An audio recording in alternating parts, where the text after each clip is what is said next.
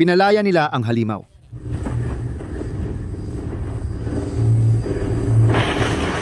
Matalino ang estratehiya ng Ukraine gamit ang mga tangke. Ito ang Challenger 2, isang British na tangke na itinuturing na hindi masisira.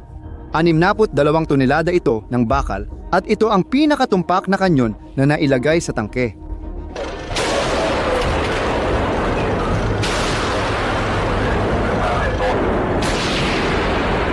Noong 2023, nagpadala ang United Kingdom ng 14 na makina sa Ukraine.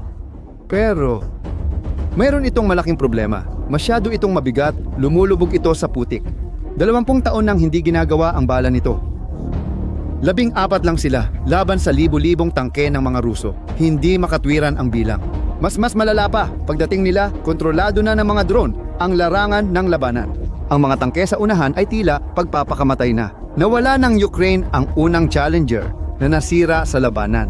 Lipas na ang mga tradisyonal na tangke, kaya gumawa ng isang matalinong hakbang ang Ukraine. Nalaman nila na ang kanyon ng Challenger ay may guhit sa loob. May spiral na guhit ito, kaya umiikot ang bala at nagdudulot ng matinding katumpakan. Sniper rifle ito na may bigat na 62 tonelada at abot hanggang 8 kilometro. Ihambing sa ibang tangke, 3 kilometro lang. Dito rin nabuo ang mahusay na taktika.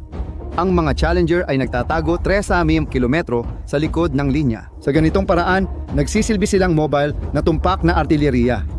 Gusto mo bang malaman paano nila alam kung saan babaril? Mga drone, dating pumapatay ng tangke, ngayon katuwang na. Sila ang tumutukoy ng target. Nagpapadala ng coordinates.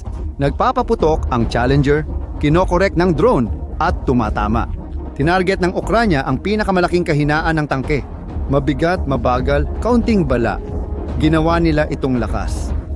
Kung palagi ka lang nakatago at nagpapaputok mula sa malayo, hindi mahalaga ang bigat mo.